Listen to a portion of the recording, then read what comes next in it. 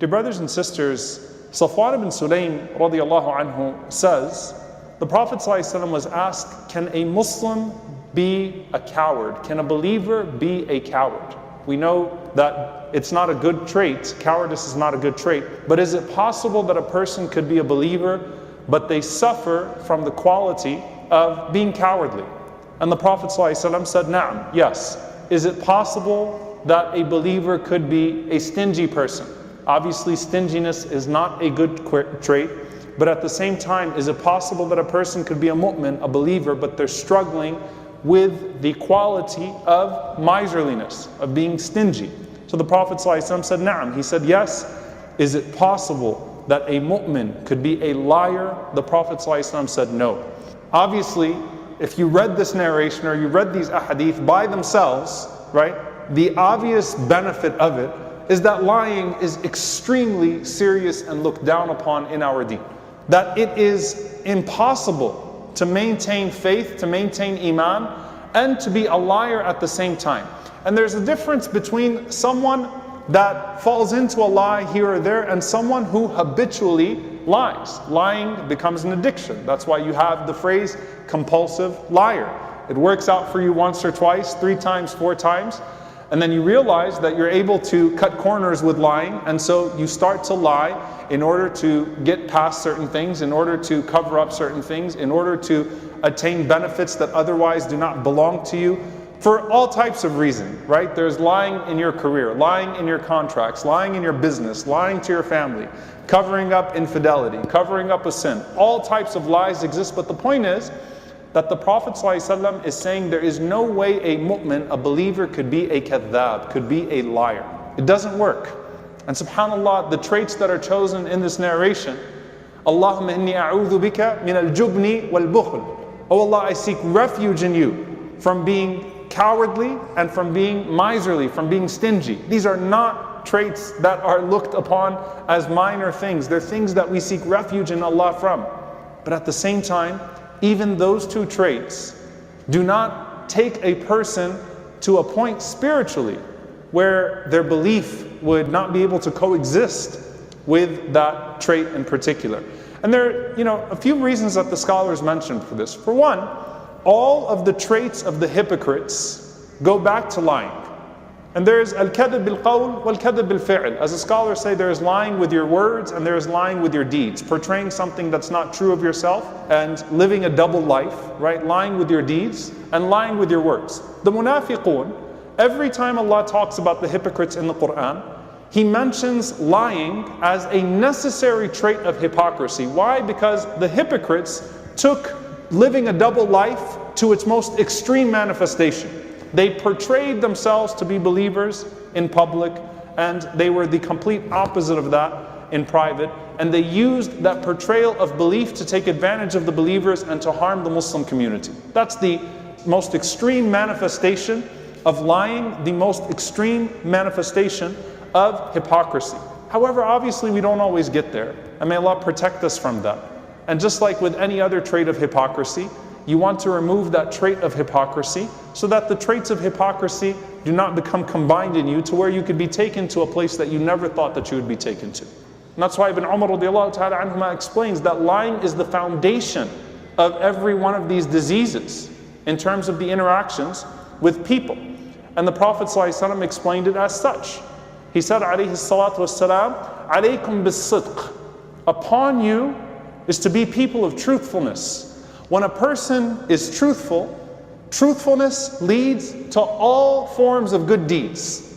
When a person is a truthful person, when they are sincere and truthful, that is going to open the doors to all types of good things. They're going to be honest in their dealings with their family, honest in their dealings with their community, honest in their dealings with their business, honest with themselves when they are confronted with a situation where they know they should act in a certain way.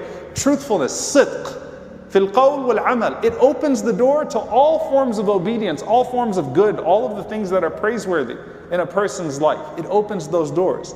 And the Prophet ﷺ said, وَإِنَّ الْبِرَّ يَهْدِي إِلَى الْجَنَّةِ. And birr, righteousness, leads to paradise. And he says, وَإِنَّ الرَّجُلَ لَيَصْدُقُ. A person will continue to be truthful. حَتَّى يُكْتَبَ عِنْدَ اللَّهِ صِدِّيقًا, until they're written with Allah as a Siddiq, as a person of truth. The loftiest title after a prophet is to be a person of truth. Truthful with their words, truthful with their deeds. You know what you're getting when you're dealing with that person, right? This is how we would define a person who is Sadiq, Siddiq, in terms of our dealings with them. You know what you're getting when you're dealing with that person. They're not speaking out of two sides of their mouth. There is no betrayal of their deeds and their words. There is a consistency there. Likewise, when that person stands before Allah, there's a transparency, there's a truthfulness with Allah. So that's a title that you want to have with Allah. May Allah write us from a Siddiqeen. Allahumma ameen. May Allah write us amongst the truthful. Then he said, sallallahu alayhi wa iyyakum wal kadhib. Beware of lying. Lying opens the door to every form of violation and transgression. Everything that is sacred will be violated, right? Allah Azza wa Jal even mentions it. People that violate, a fajr is someone that acts out of lying. So you're going to violate one after the other, your contract with your Lord and your contract with the people. Why? Because one thing will open another thing. If you're able to get away with one form of lying, a little lie will lead to a big lie. A lie that worked here, you'll try to impose it here. You'll get yourself in a really sticky situation. And in order to get out that situation, you'll tell yourself, let me lie to get out of this situation. And for whatever reason, you're able to successfully lie and get out of that situation. So what do you do now? You keep lying. The situation is getting bigger. The lying is getting more consistent. You get used to, accustomed to a life of hypocrisy, to a life of double standards. By the way, this is one of the most dangerous things that could happen to a believer, to a person psychologically. You get used to living your life with a separation of values, that you're only this Muslim in this environment, in this context. You're only this compliant with the way of Allah and the Prophet ﷺ in this place. And you get used to that disconnect. You get used to that, used to living with those, not just double standards, multiple, right, standards for yourself. And then at some point you don't even feel guilty anymore. It becomes so easy for you to do. So the Prophet ﷺ is saying, it opens up doors of disobedience, doors of sin, doors of transgression that you're not going to really be able to stop yourself. So the Prophet ﷺ said, a person will continue to lie until they're written with Allah as a kadhab, as a liar. That's a horrible thing you want to be written with Allah subhanahu wa ta'ala as. May Allah protect us from being amongst them. Allahumma ameen. There are many things that we might do that are borderline kadhib, or they're kadhib and we're just not paying attention to it. Because we know of greater kadhib, people that do much worse than us, right? People that tell much greater lies, much more consequential lies. And so, is it a lie if I misrepresent an interaction when I'm talking to someone else? I didn't completely make it up or hide it, I just misrepresented it a bit. Well, at what point am I just going to lie and say an interaction never happened? Is it really a lie if I change the words a bit, if I misrepresent the mood of the conversation? Is it a lie in the case that, what if I was dealing with a child, with a kid?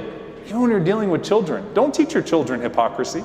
Don't teach your children these things from a young age. That messaging is there. Don't teach them that double standard. No. So the Prophet ﷺ is saying, even when you call your child, be truthful to your children. Be honest with your child. Don't betray the words that you are giving to your children. Someone needs you and you say, all right, call me tomorrow. And you know you have no intention of answering the phone when they call you tomorrow. Someone says, okay, if you can't get the help there, I'll help you here. These are things that we can still apply ethically to ourselves and challenge ourselves with. Allah knows the betrayal of the eyes and what the hearts conceal. So a woman walks by, mashallah, you lower your gaze. As soon as she can't tell if you're looking or not, you stare, right? So you gave her the impression that you were lowering your gaze and being respectful, but once you saw an opening, you stare. Think about that, what that means for us in technology. You show someone respect in person, then you pull out your phone 5 minutes later. What happened there? You're not showing your true intentions. You're not revealing your true intentions with a person. Be ethical with people. Don't give them a face in front of them and then a face when they can't see you anymore. Even that, Allah subhanahu wa ta'ala is telling us to be careful.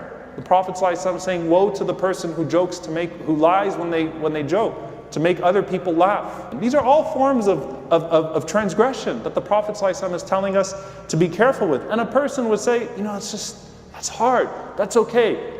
Perfect standards are meant to be hard. It's meant to be hard. There literally should be something in there to challenge each and every single one of us. That's the point of having a perfect messenger, sallallahu alaihi wasallam.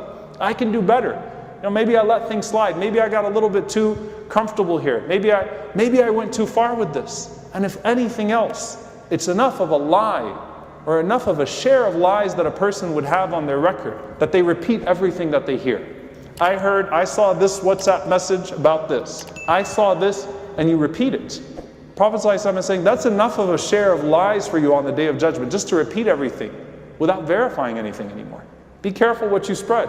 Be careful what you repeat without doing your own verification. But that's enough of a share of kadhib for a person to have. Now someone might ask, well, what about the hadith about the good lies? Lying, permissible lying. Prophet ﷺ said, a person is not a liar when they're trying to bring people together and they want good for the community. SubhanAllah. And so the three things the Prophet ﷺ mentioned, al-harb, in war, wal-islahu bayna an-nas, and bringing people together. And the way that a husband talks to his wife or a wife talks to her husband. Now by the way, that doesn't mean you can lie to your spouse about where you were last night.